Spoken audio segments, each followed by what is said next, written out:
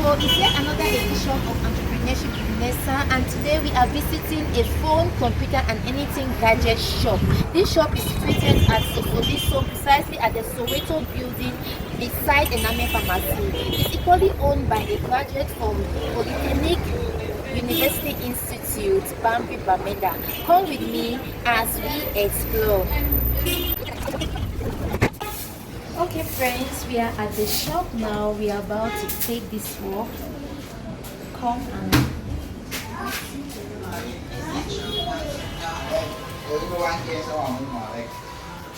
Somebody do one thing. Yeah. hello everyone. Hello. Okay, this is Nessa from Entrepreneurship with Nessa. We are here to have this interview with you, Mr. Joe. We see you're doing something incredible here. So I just want you to introduce yourself and tell us how it came about this thing. Okay, you're welcome, Nessa. You're welcome to this step at our very best. We are here to see that we offer everyone the best. Yeah, first of all, I'm a graduate in banking and finance. I know that sounds so funny, but excuse me, I don't know if I would say that. I was born with the love of technology, but I was diverted by the dreams of my parents. That's how I found myself in the management domain because I studied in A-levels I did management, and in the university I studied banking and finance. So I've been doing computer repairs for 15 years, but within that 15 years I started talking about repairs. Along the line, I get the other thing that Okay. so I've been in the field for a long time, even before I was in the university. So in other words, this thing is something like a passion that you started with, even though you were from a banking and finance background, but you choose to further in this thing. So apart of doing computer, phone and other gadget repairs, do you train people or how? That's a good question. Yeah, we train. As you can see on my right, it's an apprentice. So who has been with me already for more than a year. He started with me from Samba, and for one reason or the other, he had to follow. Okay, that means we first of all in Samba before coming here to join Mr. Clothes to set up this. Okay. I have a shop there which has been functioning for about 7 years ago. But due to the slowness in the economy down there, I had to relocate and so this young man has been the one managing there, but at the point I realized that he needs to step up his training and go to another level. Okay. Yeah, because when we talk of computer repairs, there are two categories, or maybe three categories. You have the basic category, which is just the changing of keyboard, changing of RAMs, changing of hard drives, screens, and the rest. The second category now is board repair. And board repair now, in the board repair are two levels. So you have basic board repair and advanced board repair. Okay. Before now we have the programming of BIOS level and the rest. Okay, so aside of all these things, is it the only one you've trained or you've trained other people? I've trained in Consamba, everything like them. Okay, okay.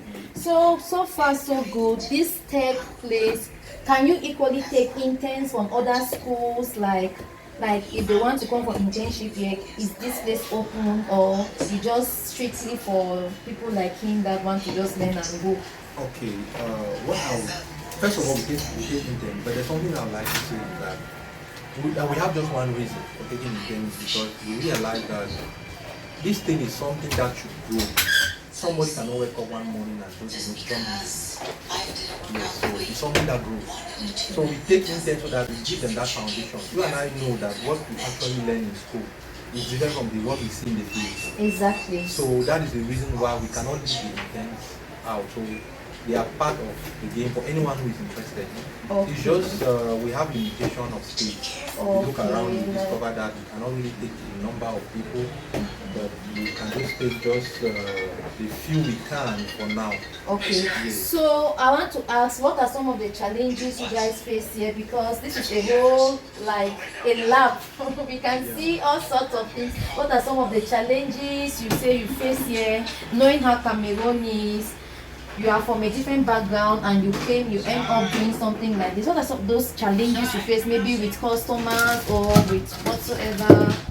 Yeah. Thank you. One of the greatest challenges that really opened my eyes to really understand why we have many challenges is this. Okay, what's that, please? This is a battery analyzer, a professional battery analyzer. This device helps us to bring dead laptop batteries to life. And with this device, we can refurbish dead laptop batteries, like we're selling the battery. Because about 90% of the batteries we throw away are not actually bad. They are into what we call dead mode. They are not actually bad because when the battery runs down to a certain level, what happens is they call it a BQ chip. There's a management chip in the battery that identifies the battery dead. So that BQ chip has to be resetted. But now, the greatest challenge I faced was actually to import this to Cameroon. Okay. I had to spend a lot of money. I spent about 500,000 to get Just to import this? Just to import this. Wow. So actually acquiring devices for tech repair, they are pretty much expensive. And it's not easy to find one here. And when you manage to maybe place an order online, maybe from Alibaba, Amazon, eBay, you realize that just for import, custom duties that you have to pay, it's too high. They're asking you about how many, it's too high, really too high, pretty much high.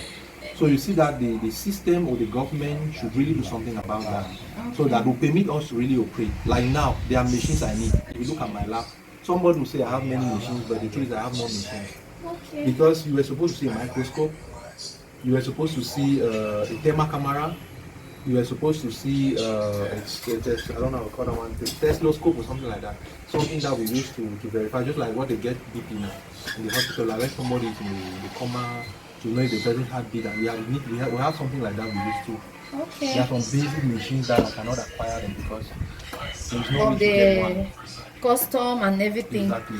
Okay, when entering here, we saw some stuff that you sell. We saw things like computer, phones, and other things. So, Yes. can you throw light on this? Yes. We also sell. You know, we cannot do sell without selling. And selling is also very important. Why? Because it's even more advantageous to buy from a technician than buying from someone who has little or no knowledge in whatever he or she is selling. Because the person might not be able to even give you the necessary advice you want. So you're advising me as a client that when I want to get stuff like computer, phone, you guys can see iPhones, Samsung, Pixel, and all the like, and different categories of laptops. So you're advising me that it's always good to get from a technician. Exactly. Okay. It's always advisable to come here because here we both don't sell, but we advise. And here we sometimes we don't fabricate these things. And sometimes you could buy and get home and get back. You are assured that either you do another one will be given or that same device will be sold. That's the advantage of buying from a technician. Okay, thank you so much, Mr. Joseph, for this exclusive interview. I believe it's going to help somebody out there. So what can you say for the youths that are out there? Many of them, they think maybe because they have their degree, they are just wanting to get these white-collar jobs. What advice can you give to them as a senior man that has been there and now you are doing something that is not even related to what you study in school? I really love that question. Why I love that question because I'll tell you that 80% of what you learn in school will be expired by the time you graduate, or will be useless by the time you graduate. That's what a lot of people don't know, and that's why after school they suffer a lot waiting for a job. You know, I will tell every Cameroonian to work towards entrepreneurship. Yes, work with the ideology. When you go to school with the ideology of creating a job, not to work for somebody. The question I'll ask is, for someone who studied maybe management or human resource management or something related to that field, now you don't have a business of your own. Will you kill the manager in his position to replace him? Absolutely. How many graduates will want to work as a cleaner? Because that's how we begin. That's the easiest job as a graduate you can get. And you begin from a cleaner and you grow your career. So one of the limitations young Cameroonians have is that they just want to maybe study, maybe let's say human resource management and want to work as a human resource manager and nothing else. You can study human resource manager and you end tomorrow to be a farmer. So I just want to advise Cameroonians that whatever you study in school, let it not be what you think you know. Be ready for anything. Anything, whatever that stands in front of you, welcome it and welcome it with love. That way, the future will be brighter for all of us. Okay. But one more thing I must say is that begins with a step. Wow, wow, wow. So let Cameroonians be patient, because one thing which kills us is we are not patient. Let us be patient and work hard. Hard work and patience is very important for our future. Okay. Please, as an intern and a trainee here, what can you say? What have you learned so far, and what can you tell to your other friends out there? You have a barrier language. You can speak in French. Je pourrais demander de venir de se former en fait, pas seulement en maintenance informatique, même aux autres filières mécaniques, plusieurs menuiseries et tout. Parce que vraiment, il faut être entrepreneur. Parce que le travail de l'école, ça ne paye pas. Okay, you have heard from him. School does not pay. You need to learn something that will help you in life. So far so good, Mr. Joseph. Since you left school, this is what has been feeding you, right? Not just this, I've been a lecturer as well. You can hear this man speak, you know. I've been a lecturer in a higher institute. It's not called Samba. I've been Okay. there for 5 years. Okay. I've been a lecturer for 3 years, and at the 4th year, I went up as the assistant dean of studies in the Department of Human Resource Management. In fact, in the department, the HND, I was the HND coordinator. Wow. Yeah, but for one reason or the other, I had You have to resign leave that and focus on and this. focus on maintenance. Hi friends, it's a wrap for this edition. As you've heard from the horse's mouth, this man standing here is not just a graduate, but equally he has taught in higher institutions. But today he decided that he has to come back from what he's passionate about, and this is him doing so well. We are from the lab and now we are outside. You see how this place is. It is important for us to know that this place is located just opposite Solidarity entrance at the Soweto building beside Ename Pharmacy. You can come here for anything you need about software, hardware of computers, phones and laptop, anything gadget, and Low Tech is here to save you. It's a wrap. Thank you so much and mwah.